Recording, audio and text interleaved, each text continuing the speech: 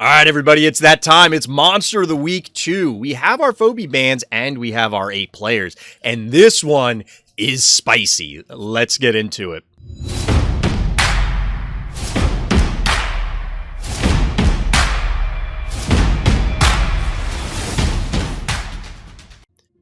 Now, before we actually jump into the games, I, of course, have to let everybody know that I am part of the content affiliate program. That means the Phobies team does, in fact, give me in-game coffee for producing Phobies content, and they're providing prizes for Monster of the Week. If you're interested in playing in a weekly tournament series, hit up the Randoms Thoughts Discord. The link for that will be down by the like and subscribe button in the description below. But let's get into those games.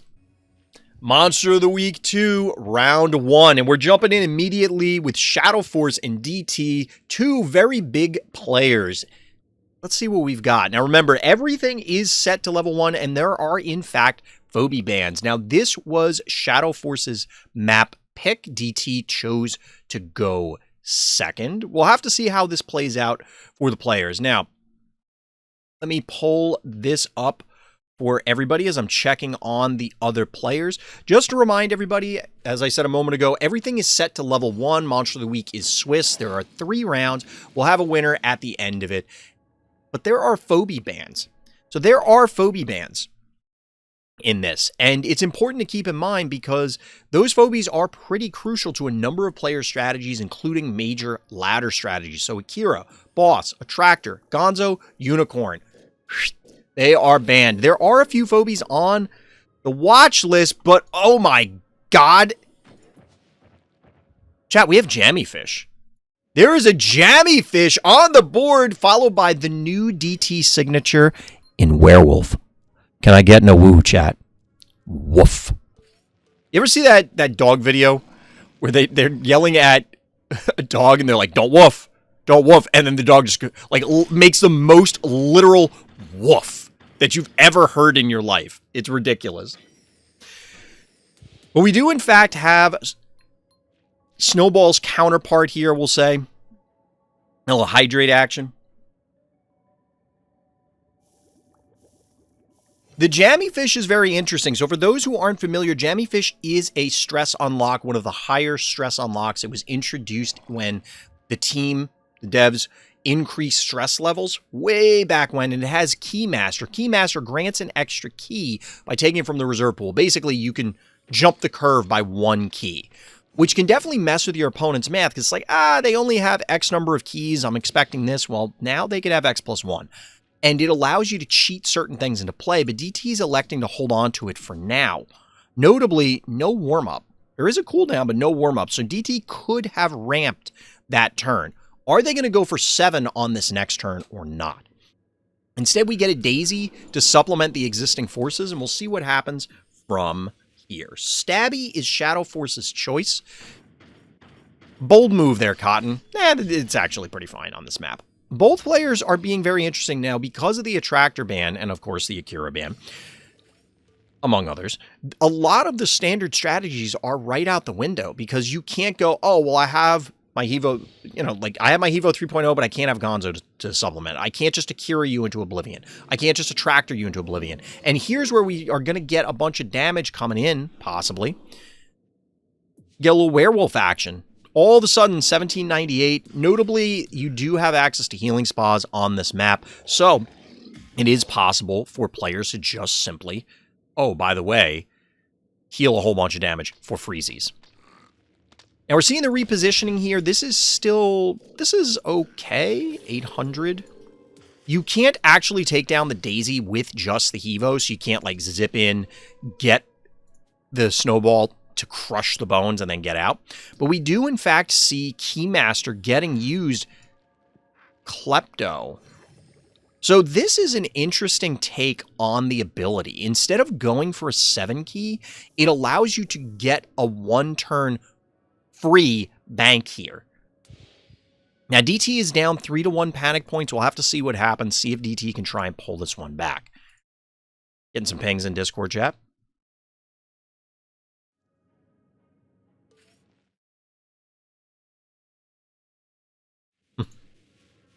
Oh, boy.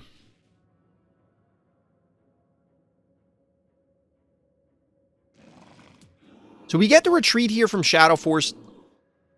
wanting to get onto the spa, no interest in actually pushing extra damage onto the werewolf. This will give DT a little bit of a reprieve to a degree. It's now a 4-to-1 panic point advantage. It is possible for DT to claim this top one kind of safely.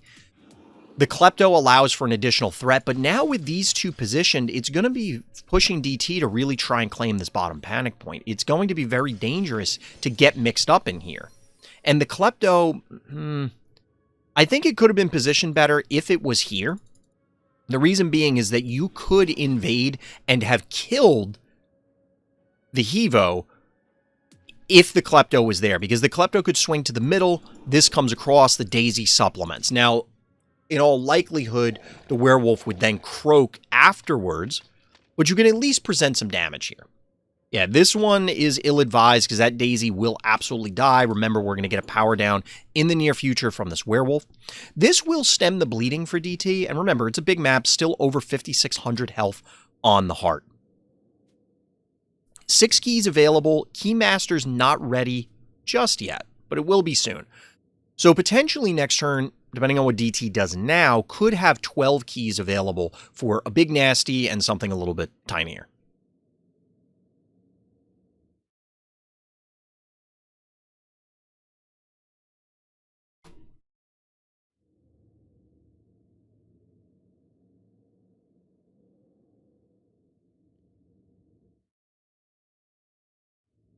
Getting a big debate here from our orange player. It's going to be Spud.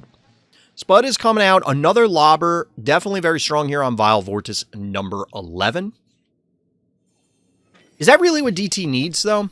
Honestly, I wouldn't mind seeing a pull of the regular variety. Let's see some spider action.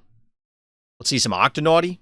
Because those have been, I don't want to say oft maligned, but they've definitely fallen out of favor given the propensity for other phobies that are, currently banned.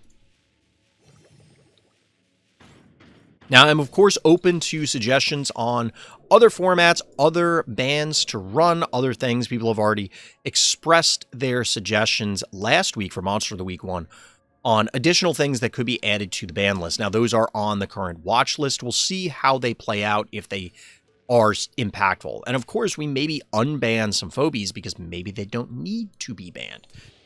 But speaking of bans, this is one that is not. Obviously, we get a beauty. This was a terror early on in the lifespan of phobies, and here it's looking to continue that reign of terror.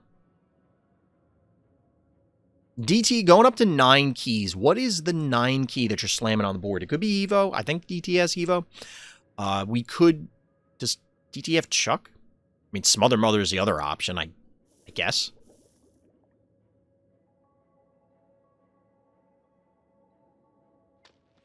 It's interesting, by the way, Jammyfish's outline, clearly supposed to be a space jellyfish, but notably, if you look at all the phobies, they have a very dark outline so that they stand out against the background. But if you look at Jammyfish, only the head of the jellyfish has that outline. It's faded for the tendrils, the tentacles, and I think that's kind of cool.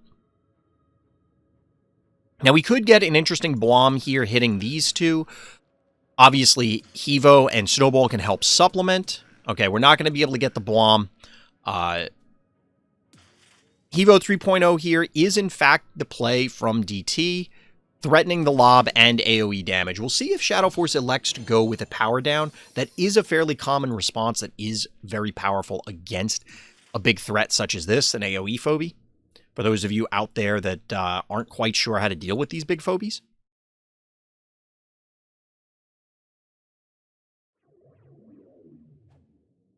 Whether it's Oopsie Baby, it's Woolly Bully, or any of the others, if you can get them to connect with these AoE phobies, it really can put a hurt on them. As you can tell, at level 1, 350 damage. Granted, that's the same as Hevo 1.0, or just plain Hevo. You basically reduce them to just their fire damage, which is less than stellar, we'll say. Certainly less than optimal. We got 1, 2, 3, 4, 5, 6, 7 phobies, adding the spider to the mix. DT, of course, has 6, 5 keys available, 12 total, but Shadow Force, because of the Jammyfish usage, is ahead in the overall key department.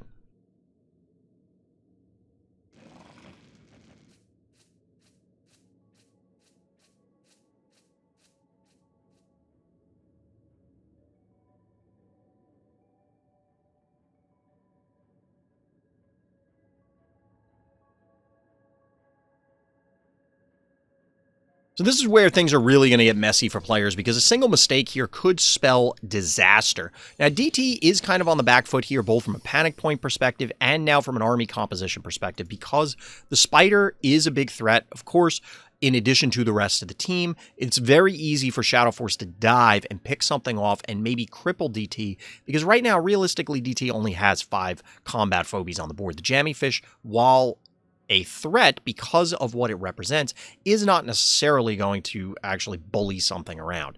It does have a little bit of damage on it, but we're not talking a real serious amount. Now, is this an underestimation of Shadow Force's forces? We'll have to see. You can get a hit from here, here, here, here, and here. That's probably not enough to kill this, and allows for a very solid retaliation hit. Because you could move here and yoink so that way you can connect with all the other phobies, but that's going to leave your team very exposed to multiple AoE phobies plus whatever DT utilizes to follow up here.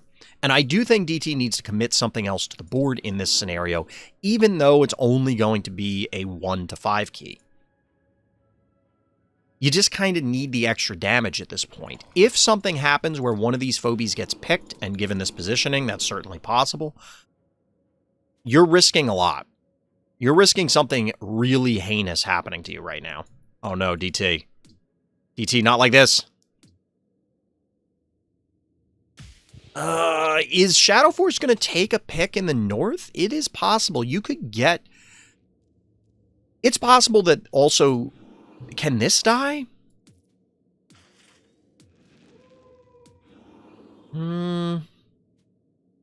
It is possible for the werewolf to die, but then you risk losing all 3 of these due to the AoE. You'll get double hits here, plus a hit from the Klepto and a hit from this, and then maybe in a jar to help supplement. So that's not going to work out very well.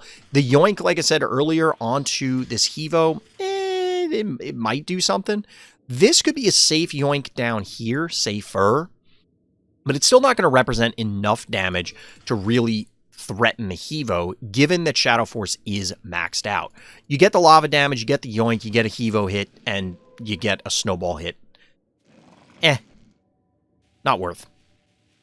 So instead, we're getting a repositioning from Shadow Force. This makes sense. DT does have to play a very dangerous game. You want to keep Shadow Force maxed as long as you can, because you are at 10 keys right now. You can plop something else really nasty on the board and then push. Make that big shove, actually get in there, be a big threat.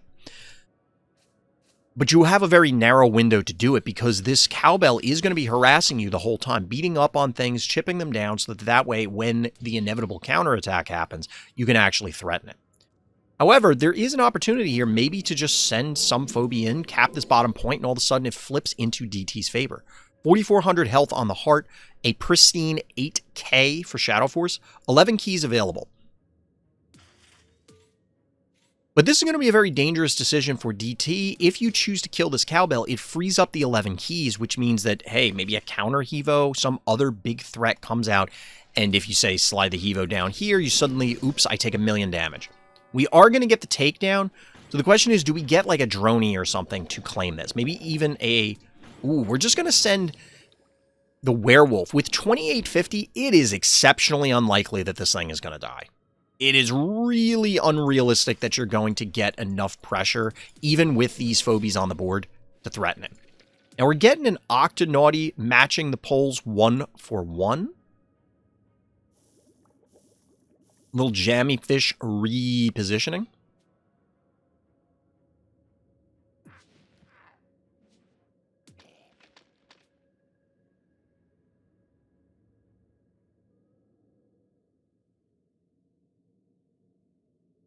Very delicate dance both players are doing, trying to slightly outmaneuver each other and then leverage that advantage into a much larger one. Because neither player are going to make well, I say that and I'm going to jinx them, I'm going to cast or curse them, but neither player is likely to make a very egregious mistake and oops, I just allow this thing to be brutalized. Instead, it's going to be minor positioning battles as we go through the game, and if we look back afterwards at the game, it's going to be, hey, maybe if I moved here or did that there, then ultimately I would have been able to overcome them in the long haul.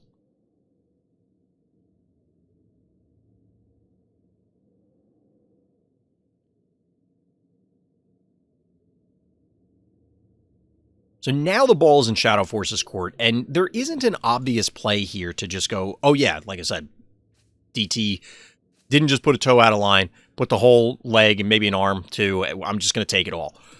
Instead, there isn't really enough damage here to threaten just about anything in the north, or is there? So, you can get 4 here. We'll say 825, 1125, 1455. Not quite enough to kill this, but enough to kill the Stabby if DT wants it. It's going to necessitate a whole lot of terrible things happening, but yeah, this is probably going to push DT back a little bit. Smother Mother comes out, of course, allowing for Burrow, another pull, and like a gazillion damage if it can connect.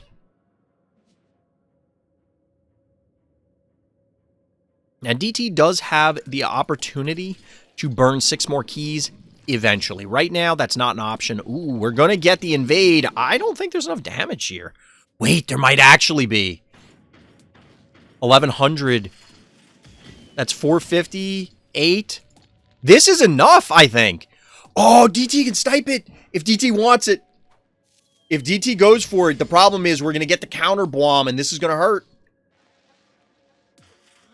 Oh, this is going to hurt, but that's 9 keys incinerated, chat. Was this a bait? Was this a bait from Shadow Force? Because clearly this is going to die. The only real question is whether Klepto is going to die. And even then, that's an even key trade. But remember, DT's on this weird night and day clock thanks to the werewolf. Getting a quick shot here onto the beauty, I like that. There's no further use for this jammy fish. It's, of course, dimensional as well. So if it dies, it's going to pull things out of position. There's no AoE available other than the Blom to Shadow Force. So the clustering here, the Death Ball, means that DT's forces are ready to go, whereas Shadow Forces aren't necessarily.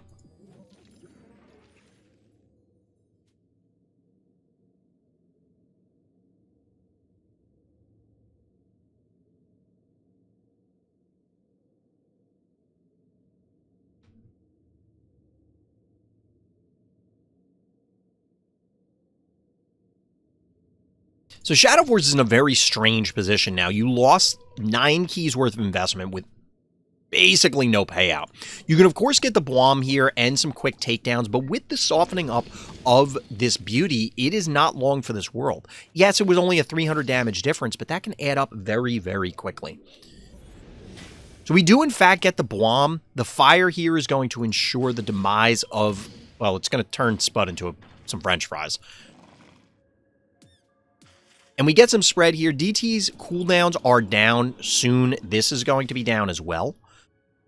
However, there is a very real risk that this Hevo is dead as well. Because I don't believe this transforms. Okay, we get the body block from blue here, because sending the werewolf down here would have been the safer play. Now werewolf is going to have to come up here. However, if you can snipe this, I think DT can win these trades.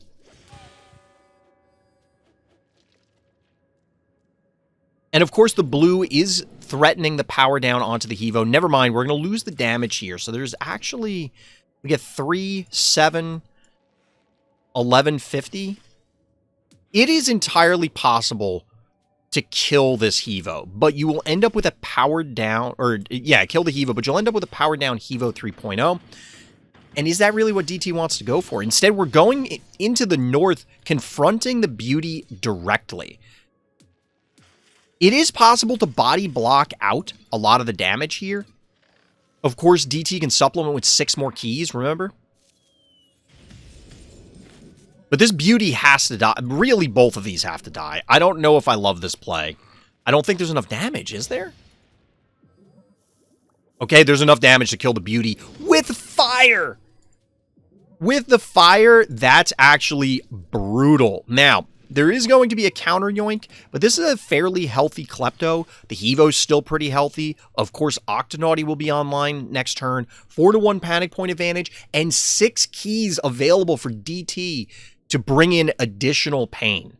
One key for Shadow Force, we do have the opportunity potentially for a Muffin. We do have the potential opportunity for, I mean, really any other one key to just kind of slide around, cause some trouble.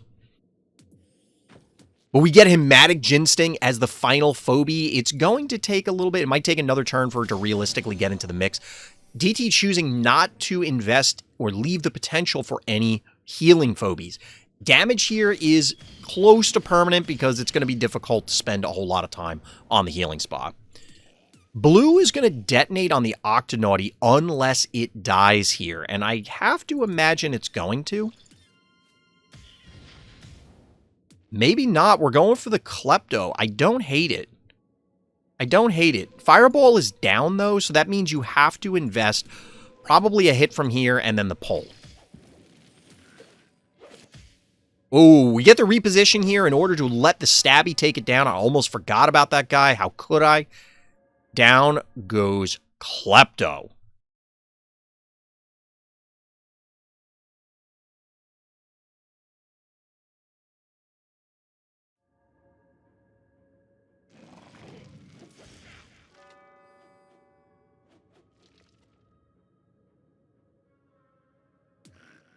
At this stage, this is very much DT's game. Can DT lose it? Yes. That's not a knock on DT.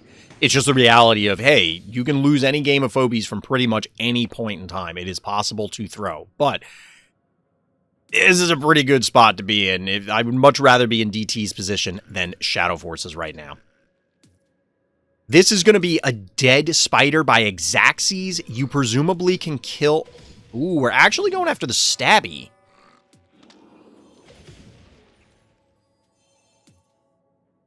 I guess that's fine. The Yoink is down. The Yoink is down. You should be able to kill both of these. Well, maybe not. This is literally 0 damage. But I think you double hit with this. Can you? This is 420, 670, 9, 1,000. Ooh, we are going for the takedown here. I don't know that I love that. But there isn't enough damage between these three to kill the Hevo unless I egregiously miscounted. Now there certainly isn't because we're going to get a body block here. That's actually a dead snowball. Chat, did DT do it? I think DT's done it. Hematic Ginsting in the mix online with more bees.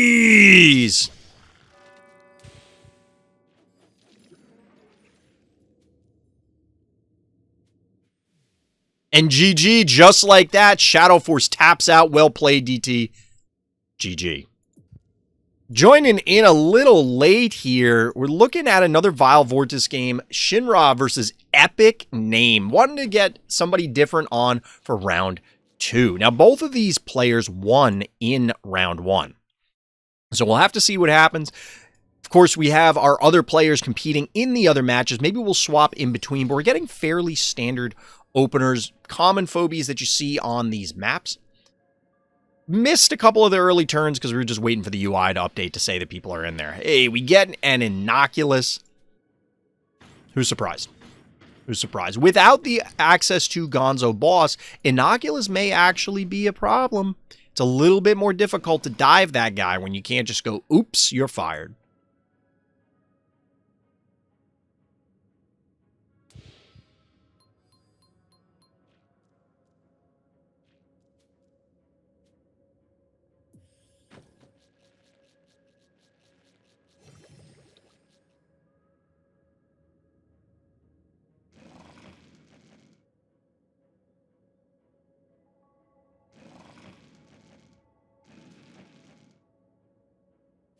Almost forgot something, chat. Just responding to a couple pings in chat as well.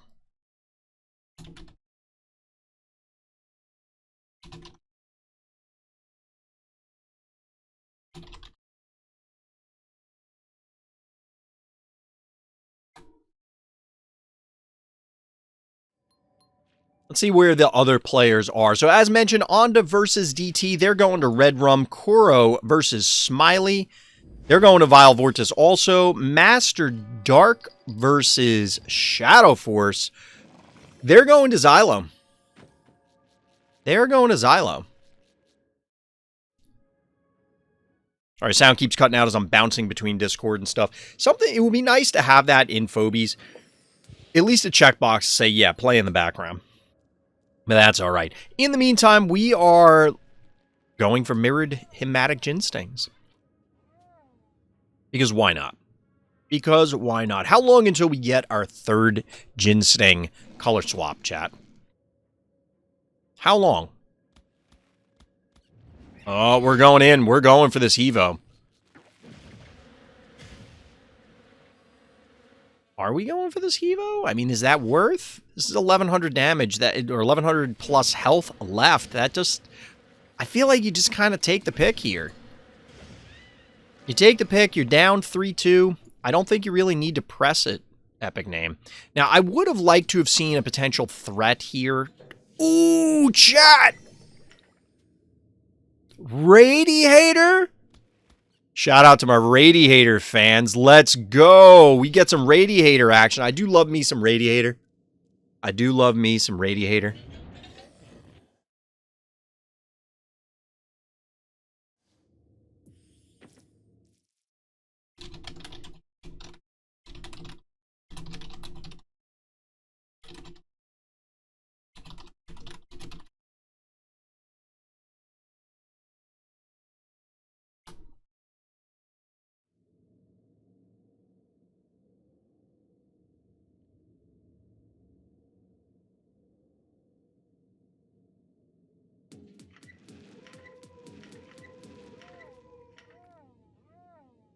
So the spider's coming in. The spider coming in, we saw this in our previous game on this map as well. I almost was going to swap to another game, chat, but now that we have Radiator on the board, I feel like we got to stick with this one. We got to make it happen. I actually like this advancement here. This is a dead spider. This is a dead spider because Radiator is going to go off in the combination of the... We're not going for it? They don't want it.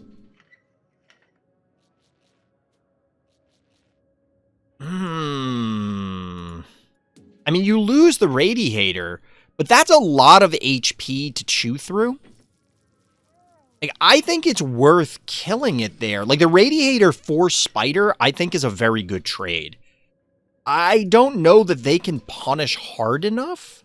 Now, admittedly, this can come down, hit something here. This, obviously, Snowball can reposition. You get double hits from Innoculus, and then... of course, Hematic Gin Sting. It's not as though it is a clean, easy takedown, but a lot of damage is going to have to go into Radiator. That might have been a missed opportunity here by Epic Name. We'll have to see. How does Shinra respond? Of course, Radiator's Rage powering down. Like, is your spider just dead? No, it can't be. This is 750... 1150. Actually, this is dead. If they wanted it, this is dead. You lose your spider in retaliation, I think.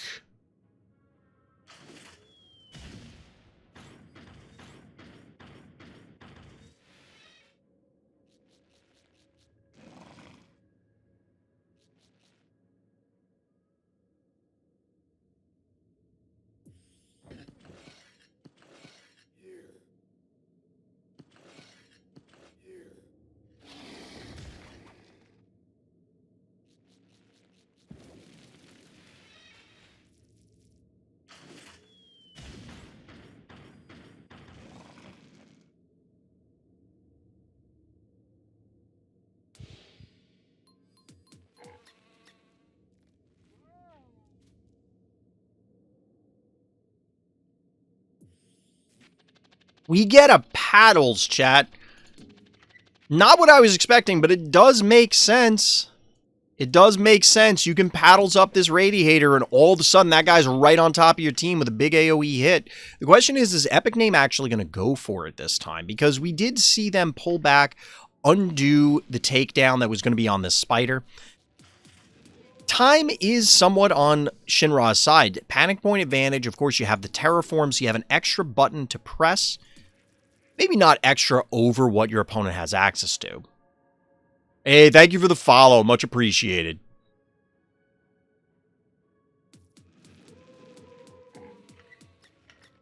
So this is 7 Phobies for Epic Name. That's going to lock them into their current forces for some time. You got to make it happen with these. As we saw in the last game, it can be detrimental to lock yourself into that max count of Phobies.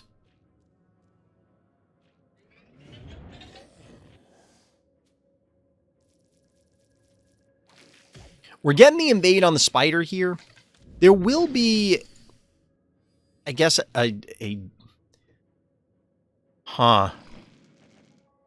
Is Shinra...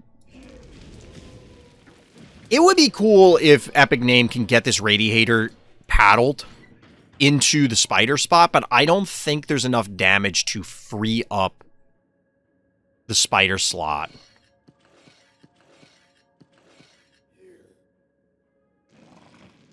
Getting the repositioning here. Ooh, a Hevo 2 point... Wait, the spider's gonna live. Oh no, never mind. They didn't undo all of it.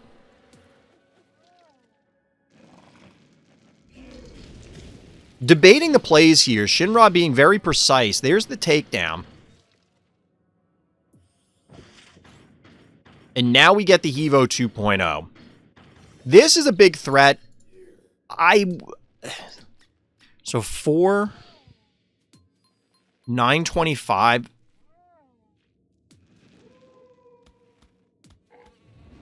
It's possible to get this to connect down here, but I just don't know that it's worth it.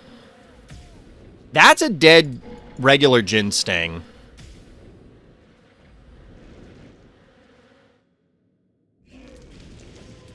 Actually, you'll get the snowball here. So they are going for this paddles play. I wasn't sure that it was going to get a takedown here as well, but this is going to get to connect. Also gets an attack in. Oh, this is even better, chat. Look at this. This delicious Radiator hit. That sounded like a high five. Oh, no, it's a Mr. Tramples. Chat, everybody's pulling out the strats. The pocket strats. Boom! Radiator with that big AoE. No more takedowns on that particular turn, but a big set of splash damage weakening Shinra's team. 5 keys remaining for each player. Who's going to take it? I expect we're going to see a dead Cassiery, dead plain Jin Sting, and then we're going to see Mr. Tramples trample through. Is it going to be enough, though? You will get the pick here on... because it's 550 damage, you'll of course take down the Innocuous, but not nearly enough to actually kill this. And because this Jin Sting just got booped, it's not going to be in position to continue to pressure anything, although it would have to move in anyway, so I guess that isn't a great example. This is kind of looking like Shinra's going to take it.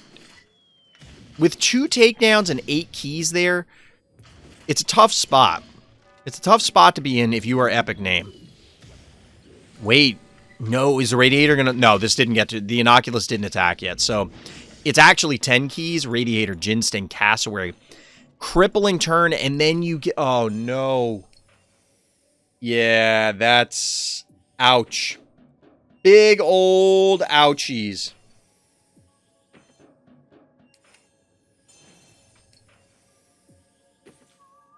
Big ouchie here. Getting the double heal going.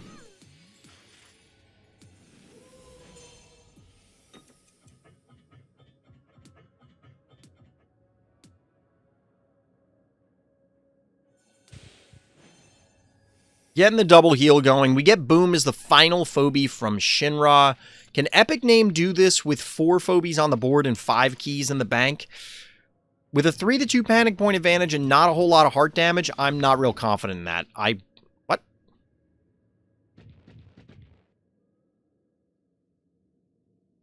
I was about to say, that seems like some misclicks there.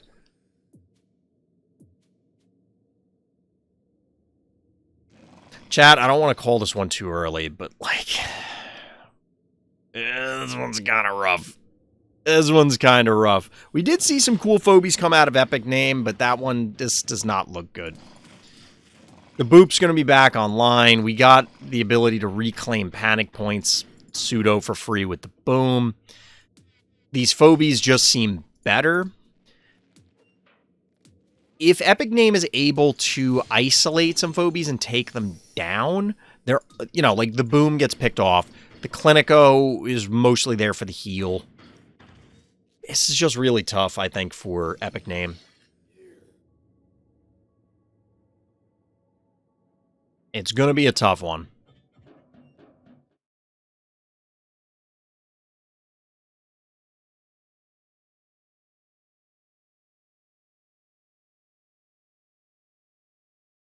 So let's check on the other events.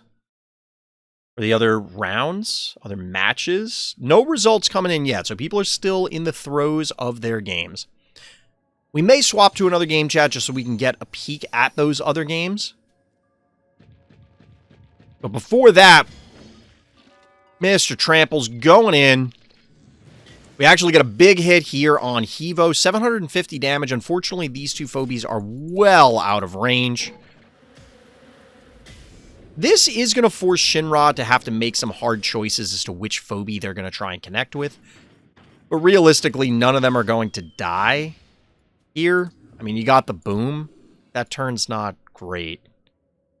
That's not a great turn. And I feel like Shinra is going to have a... Oh, I take it back. Gravedigger does go down. But Shinra is going to have a really painful return counterattack here, I believe. Maybe not, because if you leave either this alive or these alive, there's a world in which Epic Name can really put a hurt on you, but... Down goes Paddles.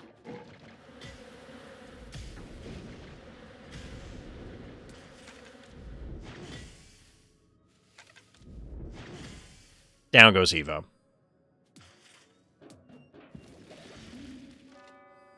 Interesting with the... Like, you could have put it here. Because this doesn't prevent this from dying. This can swing down and this can swing down. Or this can just come around from the backside and eat the Inoculus.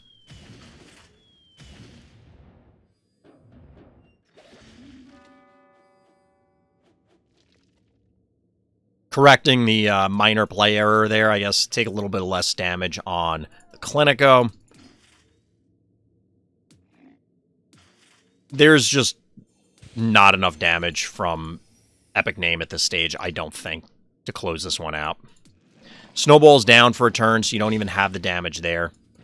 You can get the Hevo kill, so that is something. Epic Name making a game of it, getting some takedowns here. Unfortunately, I think this Mr. Tramples is going to eat it. Almost 800 damage here, 780 plus another 400. That's a dead Tramples.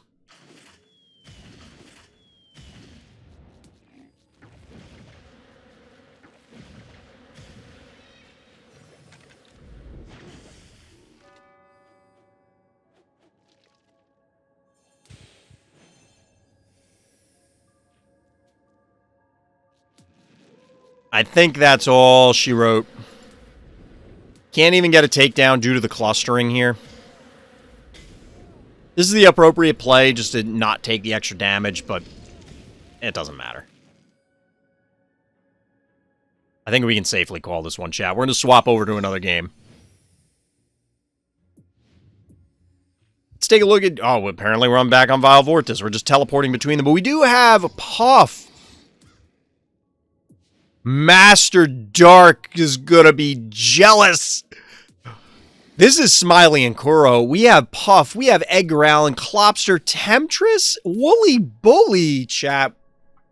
Look at these games. Look at these games. Look at these games. It's bold. It's wild. It's unexpected. It's Phobies. It sounds like a weird infomercial.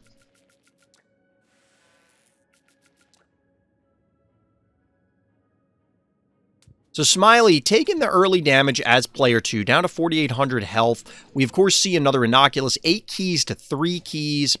It looks like all of the cooldowns are up for Kuro. This could be a super scary turn. It's going to be a super scary turn. You can invade, and you can power something down. However, it's not going to be Puff, and of course with Edgar Allan, that power down will be mitigated to some degree. And Smiley does have the Blom advantage, of course. And this is, I mean, this is a Blom, but of course, you have the healing spot. Panic points swapping back into Kuro's favor. 1, 2, 3, 4, 5, 6, 7 maxed out, as well as our orange player.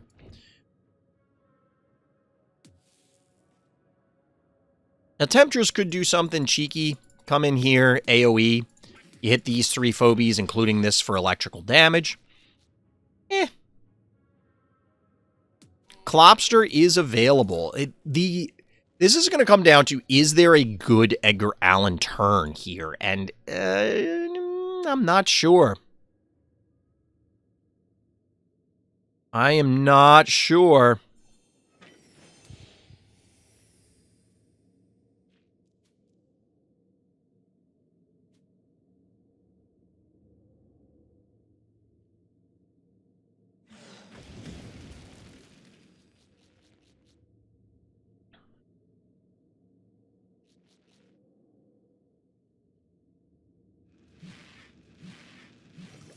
So we're getting the repositioning here rather than an aggressive play at this point in time, which I can kind of respect.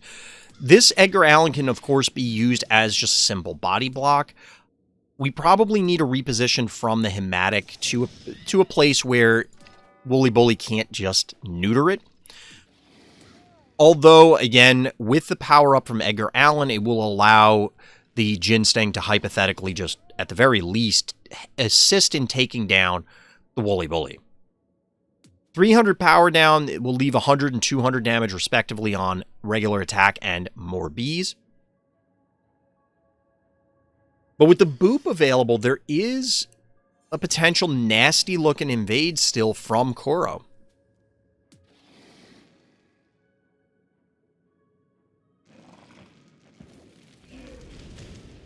Ooh, looks like a takedown is inbound on this Temptress. Maybe not. Not quite enough damage here, realistically. I mean, it could happen. You could do something really aggressive, but we're going to get the power down here. And if we get the boop to push everything away, the Edgar Allan turn is way less palatable, because now everything loses half of the buff by moving, and you don't have the availability of something like Boss, or in this case, Boss is banned, but there's not a Hevo on the board, for example, Hevo 3.0, to get a big AoE splash. So we are going to get the invade, and it looks like Kuro does want to take this snipe on the Temptress.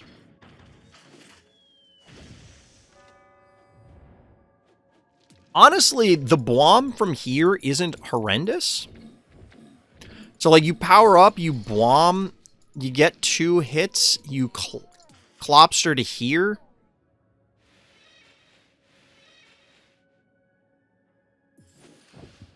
I guess it's possible. This is a bold move.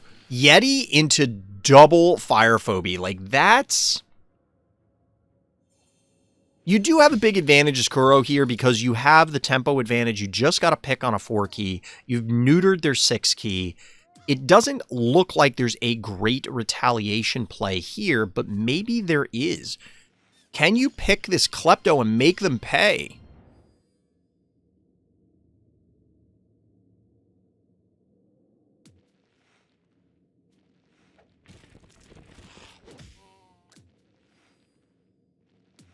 Klopster going in. Of course, we're going to get 200 damage from the lava. A little more than 2. Like, this is a dead Klepto if Smiley wants it. But we get the undo. We are, in fact, going to get the Edgar Allan play. What is going to happen?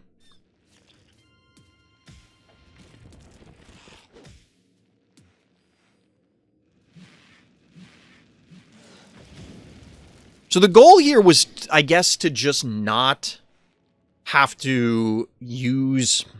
I don't know. Like, that didn't feel like... Due to the undo, I don't know exactly how much damage was being done here, but this feels like that was unnecessary. Maybe it's just me. The time is running short. You can't undo this turn. You gotta go for it at this point. You're committed. You are hard committed to this. I don't love that.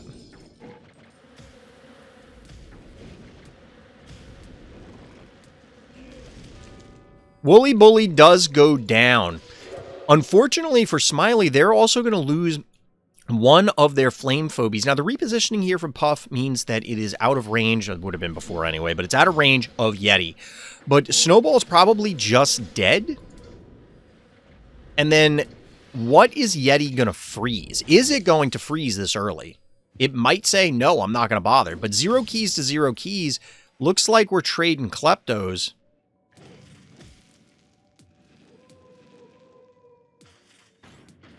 Yeah, I think Kuro has to take this Klepto kill. You can't let that live, I don't think.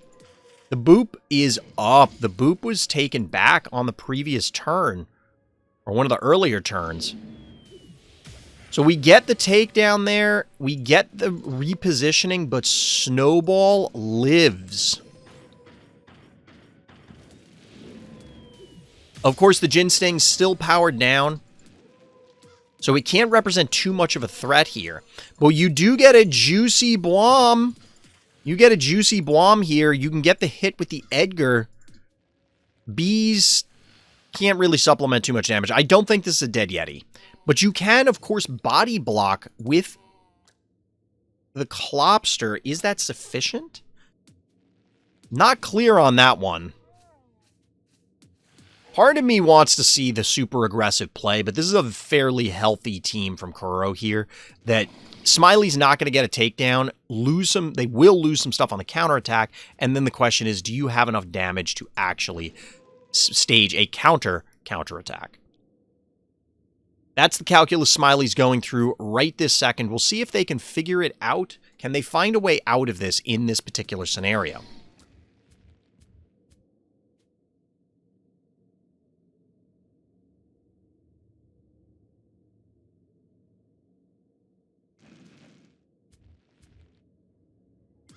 Getting the retreat here. Let's check Discord, see if we have any more results while these players are thinking. We do have some results. Looks like Onda defeated DT Shinra over Epic Name. So we have half of our games for round 2 completed.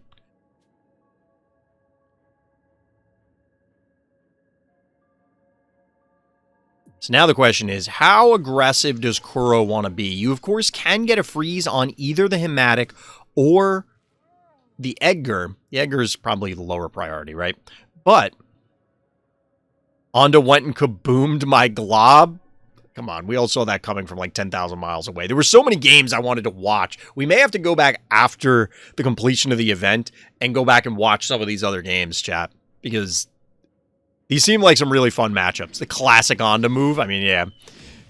I've heard Onda does that to people sometimes. The quick takedown down here, probably didn't want to see that if you are Smiley. We get the freeze going on. You can get a Blom Thaw. You can get a Blom Thaw. I don't think you have enough damage to kill this, though. You have 380... plus 425, plus 300. This is a great Edgar Allan hit. All right, we're just going to go with the regular attack to thaw the Jin Sting. This makes sense. That allows the double hit. Of course, more bees and plain attack. This is enough to kill the Evo. Saving the Fire Breath, the Inferninator, for later, and instead just sniping Hevo 2.0. This is, for those of you unfamiliar, Edgar Allan is in fact a dimensional phobie, going to represent some additional damage on whatever decides to take it down. You're likely not able to kill this Jin Sting, and by likely, I mean, I think it's just straight up impossible on this turn. 3,200 health damage on the heart, 3,200 health remaining, rather. Did Smiley pull this out? Quick, there's the takedown onto the Edgar Allan, using the snowball to make sure that you're taking damage on a more expendable phobie than the others. Never mind, we're taking it all back. I changed my mind. Klobster Gaming is right. We get a little Clobster action. Hot and fresh in Monster of the Week 2. Takedown here on the Snowball. It's getting violent in here, chat. It's looking like Mortal Kombat. But it's 3 Phobies to 4. Initiative ball is now in Smiley's court. Of course, Smiley does have to respect the potential heart push. And you kind of need to kill this Jin Sting, which I'm pretty sure it just dies. In fact, it is Xaxes, and then there were 2. No freeze available. Body blocking, well, not body blocking, but obstacle blocking out the Innocuous. I do kind of like this. It both blocks the heart. There's no way either of these Phobies are dying right now. Well, I guess, nope. Neither Phobia are dying, and it immediately puts the Yeti in check.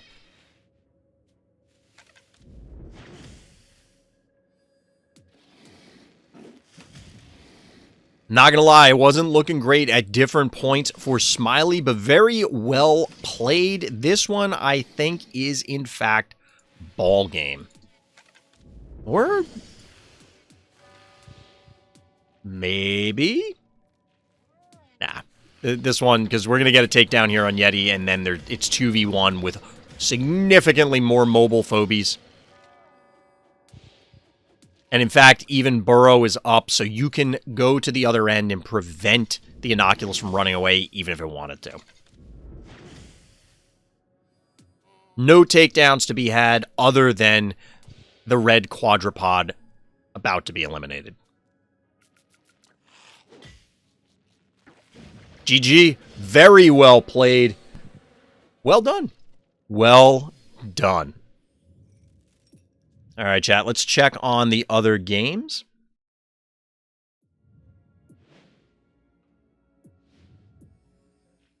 Still round 2, Shadow Force, Master Dark here on Xylo. I don't know who picked this map, but you're a crazy person. What were you thinking? Even in lieu of the bans on Akira and Attractor, this is still a miserable map. But we do, in fact, see the honorary good boy. One of the honorary good boys in Finnegan. This is not looking great for Master Dark, I must admit. 0 keys, 0 keys. That's a lot of Shadow Force and not a lot of Master Dark. Doesn't seem good. Doesn't seem great. And as mentioned before, Master Dark is going to be very upset that they missed the Egg Growling game. But we'll have to see here. We'll have to see.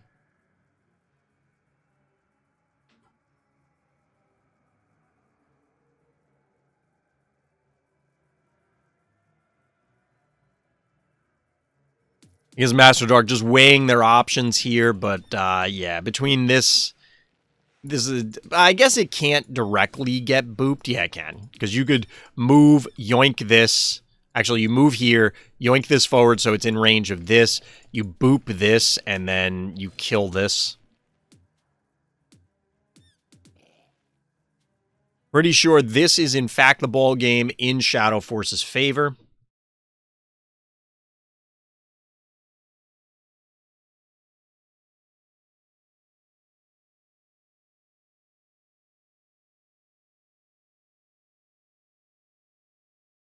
And yep, I think Master Dark rather was busy reporting the game here, and that's why we get the timeout. GG, well played, players. Chat, we're into the final and the third and final round. We have Kuro versus Master Dark, Smiley versus DT, Epic Name versus Shadow Force, and Shinra versus Onda. Round 3, our final round for Monster of the Week 2. We have Lord Shinra and Onda here on Morbidity. Pull a Dreadful pack? I only do pack openings at certain times. I hate opening packs. I usually do 1 pack opening per expansion. So I did the one for the Halloween update already. Onda. Let's go. Onda choosing to get the jammy fish online, chat. Let's see. Yeah, I do put the pack opening videos on YouTube, so you can absolutely take a look there. But I usually bank it up so that way I have 30, 40, 50,000 coffee and then do a big pack opening each time. I think it's more interesting for everybody if I open a whole lot of packs together than it is if I'm just opening one here and there. But Lord Shinra starting off with a more standard opener, Snowball, a 1 key. Onda absolutely putting in the creativity work with the early jammy fish. Yeah, I load up a lot of Phobies content to my YouTube. If you're watching this on YouTube, well, you know where to find it. But if you're here on the live stream, link for that in the description of the YouTube video. But it's !YouTube. You get the link there, or you can just look me up. RT Chomp GG pretty much everywhere. Chat, we're getting back-to-back Puff games. This is not what I expected, but I have been wanting to see Jammy Fish for a long time. And we've now gotten Jammy Fishes in 2 games, and it was significant in the first one. We'll see if it's as significant in this one. It's already making its presence felt by helping ramp out an early Puff. The most interesting thing, that was a very weird way to say most, the most interesting thing to me about the Jammy Fish that we saw earlier from DT is that it not only mattered as far as ramping keys, and clearly there was a lot of internal debate from DT on each turn when it was activated, when it wasn't activated, etc. But one of the more important things beyond that, or the important thing beyond that, is that it was relevant in combat afterwards. Of course, it's very frail. It doesn't represent a huge amount of damage, but the damage here and the damage there added up and allowed for takedowns later on in the game. That's where you can see the long-term planning and the strategy that is so important in Phobies come to the forefront, bubble up to the surface, if you will. Bubbling up in what? I don't know. Maybe it's in some witch's cauldron or like a pile of puke, because there's a whole bunch of Phobies that puke on other Phobies. It's gross. It's actually wildly unsanitary. On to going up to 6 keys with the Jammy Fish. Are we going to see a 6 key or a bank? Because here's the thing. That extra key obviously doesn't have to get spent this turn. This could allow Onda to put, say, a 3 key on the board and then get to 8 next turn. Or put a 2 key on the board and get to 9. Instead, we're going to see 4 keys get invested in a Jin Sting and probably a bank to 7, which there's a whole lot of nasty Phobies on 7. Nope. Onda is actually flooding the board here. 6 Phobies on the board to 4. This 1 key is clearly going to trade places with Cowbell at some point, as far as panic points go. But Onda does, or is, threatening a win in the 1 key trading war because they have an extra 1 key on the board. The other option, of course, is swing Cowbell to the bottom. Jin Sting is positioned in order to eliminate that. Steves! Steves is not something we commonly see on this map, although admittedly, I don't know how many games we can say is common on this map. We haven't seen it that much, of course, being a new one from the most recent Halloween update.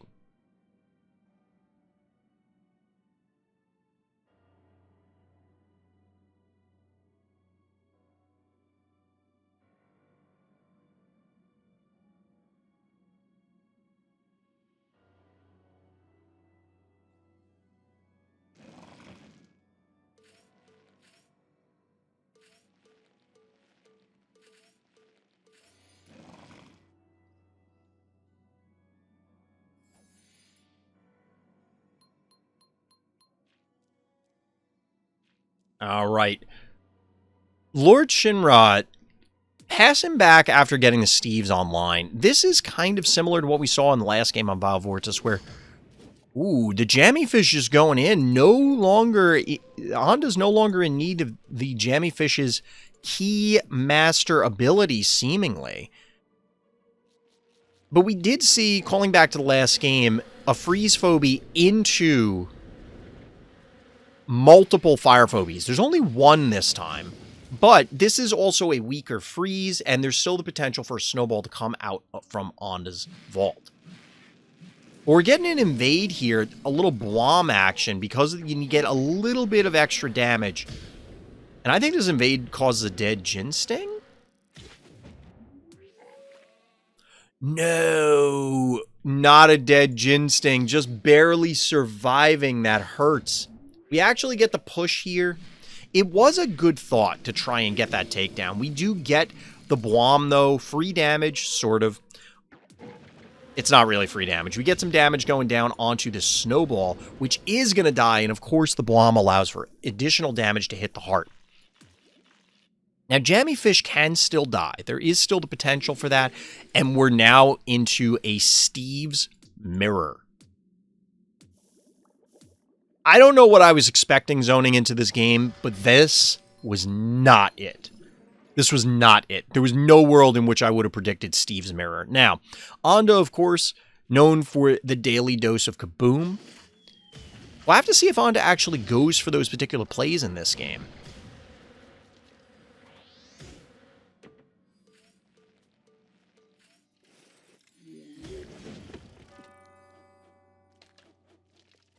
Quick takedown, demolition of the one keys. Now, this cowbell surviving is kind of a big deal. The one keys elimination on Onda's side means that now Shinra has the opportunity to flip the panic points in their favor and potentially hold it, because this cowbell, there isn't really a great way to kill it at this stage without risking something heinous happening. But the cowbell can swing around, maybe cap this one, maybe all three of these points, hypothetically. The follow-up here is Glob? Doubt. We are, of course, going to get the advancing Steves here thanks to the new tiles, the conveyor tiles down here. Steves is going to get pushed up, but not quite into the danger zone just yet. But Onda is threatening a fairly significant panic point advantage here. You can cap this point. You could even potentially cap this point fairly safely, truth be told.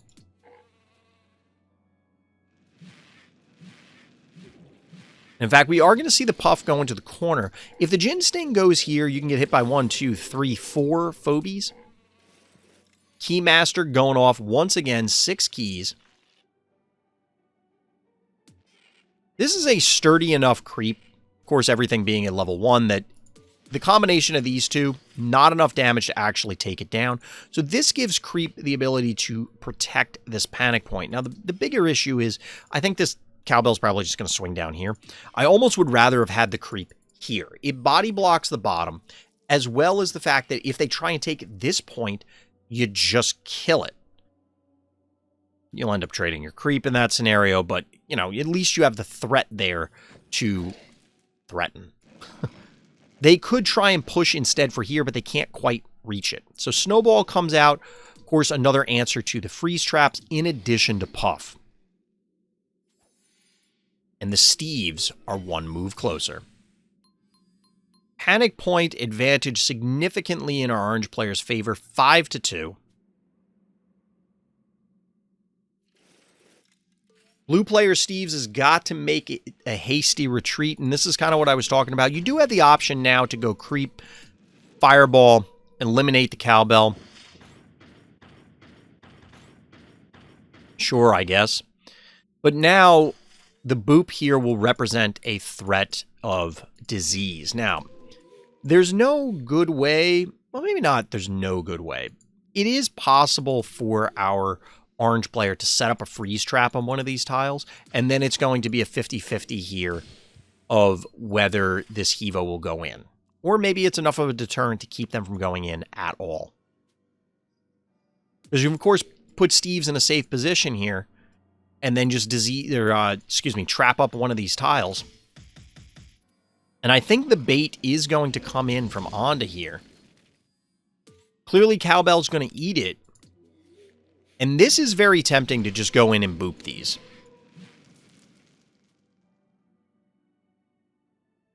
Panic point advantage shrinking as we speak, but still in favor of our orange player, and it's going to flip most likely on the next turn. There's no good way for Onda to really defend this top panic point, so it's going to come down in a fight over the middle.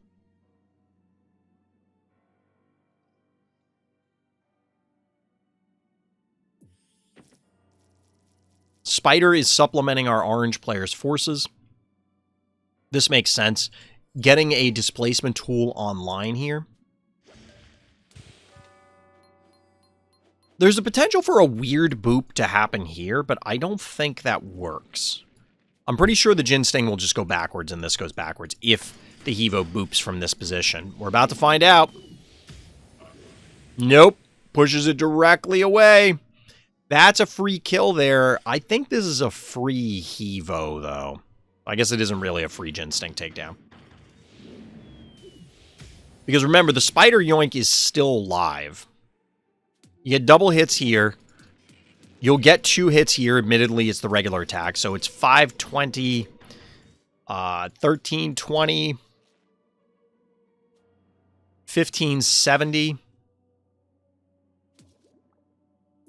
1870.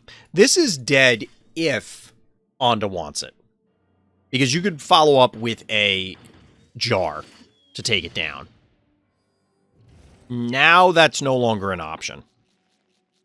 That's no longer an option. Do we have a freeze trap set? I have to imagine there's one in here somewhere.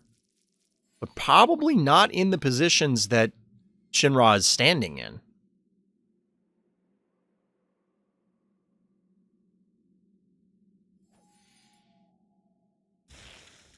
There is a freeze trap. Onda. Onda with the mind games. Now, we can't get a Blom here. Steve's into the Hevo.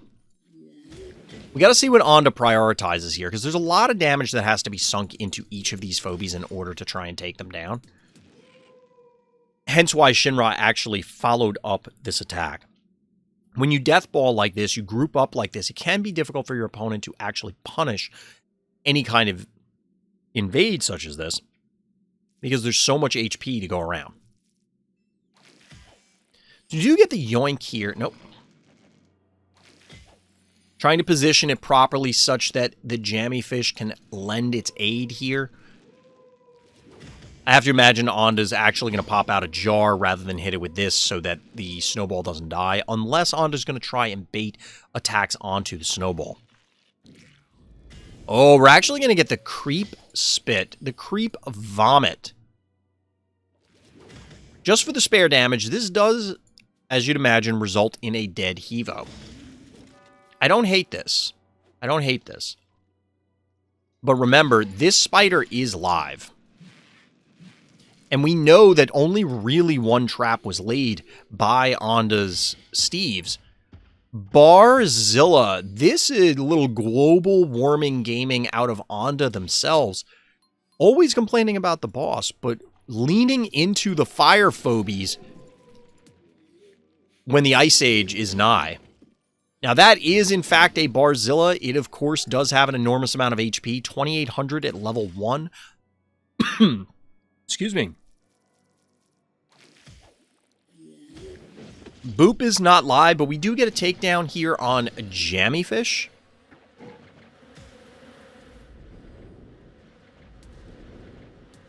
Or do we? How bad do you want that Jammy Fish kill?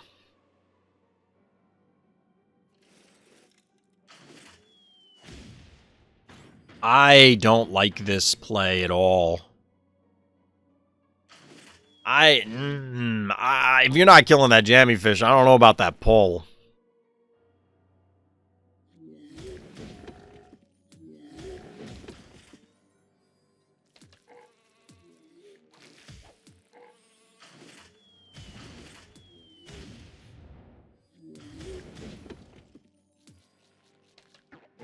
I was counting up whether it was possible to kill the Barzilla. You can probably do about 2/3 of its health, but not enough to actually take it down in this scenario.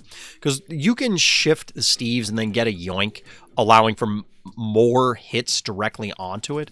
But this is pretty ballsy by Shinra. Going with Cassowary as a final phobie. Panic point advantage clearly in favor of our blue player. Blom plays exist. Steve's into Jin Sting. I don't know that you can really do anything meaningful there. I don't think there's enough damage to kill this, is there?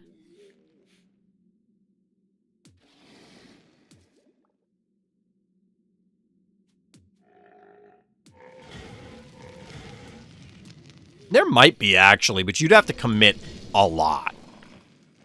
You got to commit real hard to this.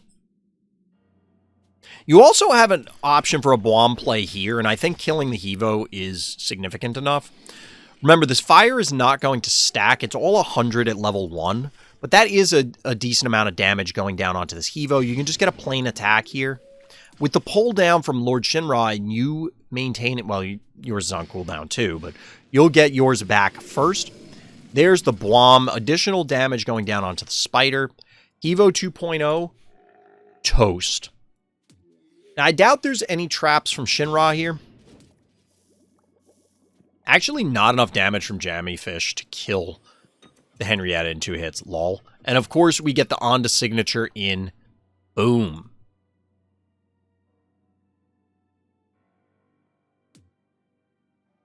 Very much looking like Onda's game to lose at this stage. There aren't a whole lot of options for Shinra outside of having a trap kind of randomly connect and just annihilate Onda's board.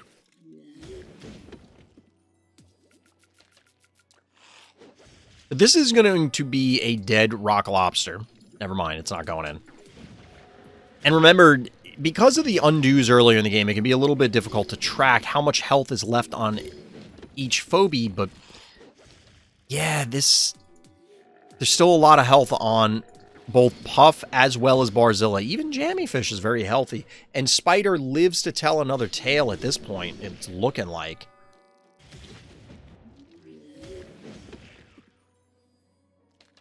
Shinra debating a variety of plays here. And Onda, of course, still has 1 key left, so yeah, you can still Muffin. Even if you were to poison something with the Spider, Muffin could just show up and ruin your plans. 5k to 60-90. Cassowary is going to die. And now the obvious play is, how do I avoid the traps? Although, even if you get hit, Blom is there, regular attacks are there, there's a lot of terrible things. Never mind, Shinra's deciding to commit into the Spider. Barzilla Gaming is right. Get that Barzilla going. There's just too many fire phobies for the Steves. It can't compete with it. Feels like Shinra ran out of time, otherwise this Henrietta probably would have been repositioned, unless they were intentionally doing it to try and prevent a cap from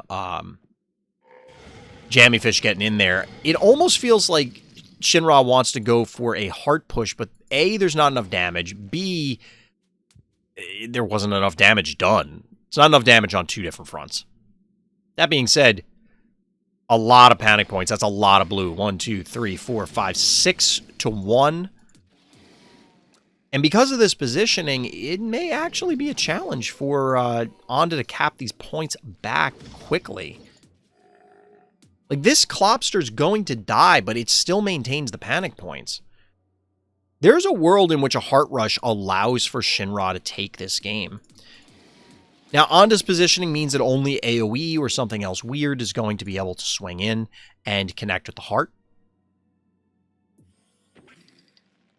But since Onda still has 1 key, even if it is that Razor Mouth, you can sneak that in, cap a point, and all of a sudden, you're swinging it back in your favor.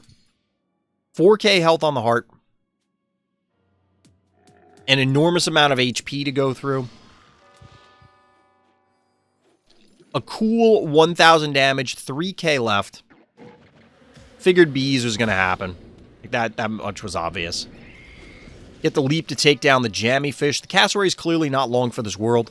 Steve's taking an aggressive position here. I do like this. And I kind of feel like at this point, there's a world where Shinra is regretting leaving this Henrietta up here in the north. And maybe it is this one. Now, this cannot be taken down by anything less than a Barzilla hit here. The cat is not going to do it, and Puff is not in range, obviously body blocked out here. I think we're going to see a takedown on the Jin Sting. And then the cat eliminates... Oh no, we're going to get a Blom! Oh, that's brutal. Not enough damage to kill it, so cat is going to have to go here. An undo from Onda. I'm not sure exactly how much health was left on this cassowary with that play. But Onda's now stuck in 2 places. You need to body block, well, 3 places. You got to body block the heart. You got to prevent them from repositioning such that they can get, well, I guess it's really only 2. I was going back and forth. Got to protect the heart, and you got to get some panic points back. Shinra may have gotten this with a very aggressive line. Definitely coming down to the wire here. And disease at this point doesn't matter. This is going to be double hits and a Jin Sting hit, and then there's really no way to body block these out.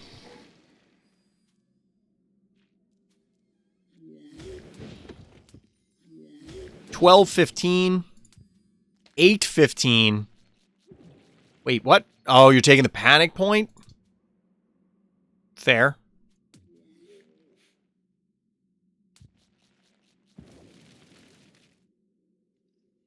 The repositioning here is very interesting. It does prevent Shinra from ever body blocking the Jin Sting out, but ultimately just electing to go for the face damage. Or not. A lot of debate here from Shinra. Of course, the cat could have, if Shinra did not take this panic point, could have slid north and just taken this panic point. But now at this stage, you have to body block. The Jin Sting has a path here, so you can't body block out both Steves as well as the Jin Sting. And I just don't think there's enough damage, because you're going to miss out on a whole lot of damage due to the fire tile. So it's 600 here, and then another 750. It's not enough. Little Bwam action from the Puff.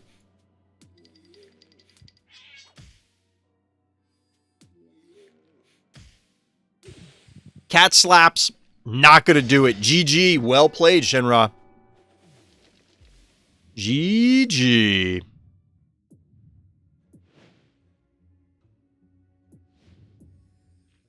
Jump into a Shadow Force game here. Epic Name bringing out the Radiator once again. Dial Fire Ant. Oh my god, we got a Furk and a Motherload. Chat, even Blue. We did see Blue earlier in another game. Shinra could have bees next turn. Yeah, there was a lot of outs in that game. It kind of knew where it was going.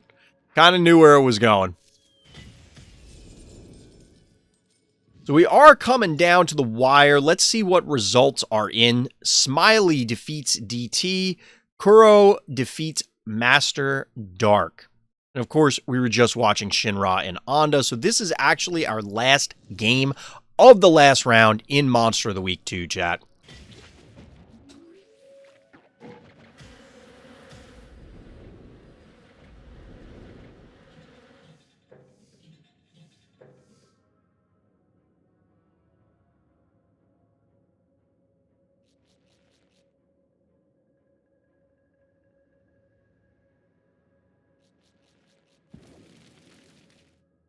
Fire Ant actually on the watch list, as has been mentioned before.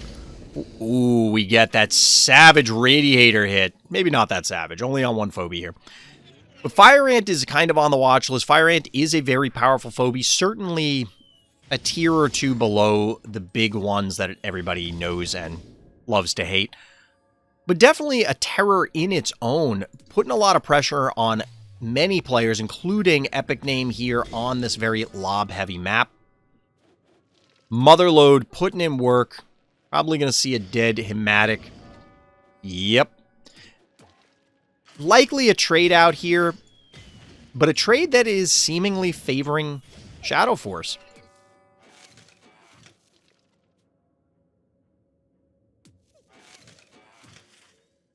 An interesting repositioning here.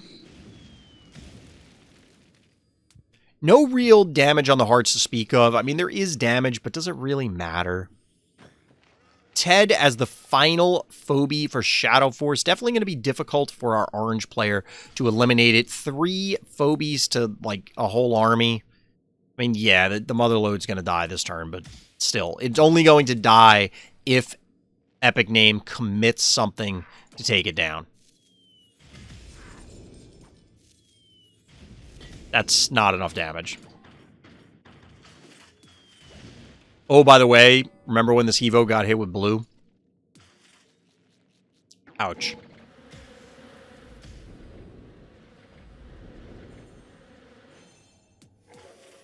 Epic name going out honorably, walking the Jin Sting in such that Shadow Force can likely eliminate their entire team this turn.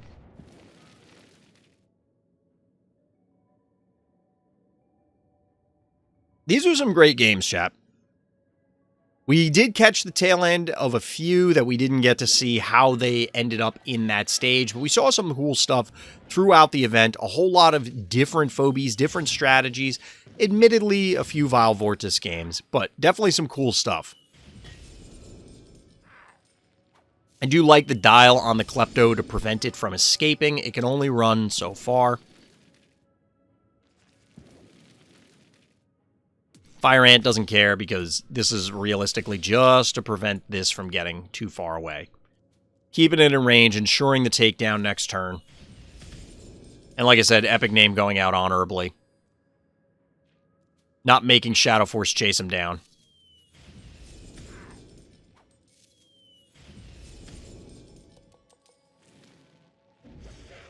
And the slap takes it, chat. GG. That does it, chat. That's the final round. That's the final round. We're just going to wait for the players to report the last game so that we can get our final standings. All right, and there we are. We have the finals, or the final results, that is, of Monster of the Week 2. In first place, we have Shinra. In second place, we have Onda. In third place, we have Smiley. And in fourth place, we have Shadow Force. So shout out to all the players, all the competitors. If you're interested in playing in some Phobies tournaments, level 1 even, then hit up the Random Thoughts Discord. The link for that will be in the description of this video. Of course, we have Fright Night coming up as well, our much larger monthly event. But that's going to do it for this one. So as always, everybody, thank you for listening. Thank you for watching, and tune in next time for more Random Thoughts.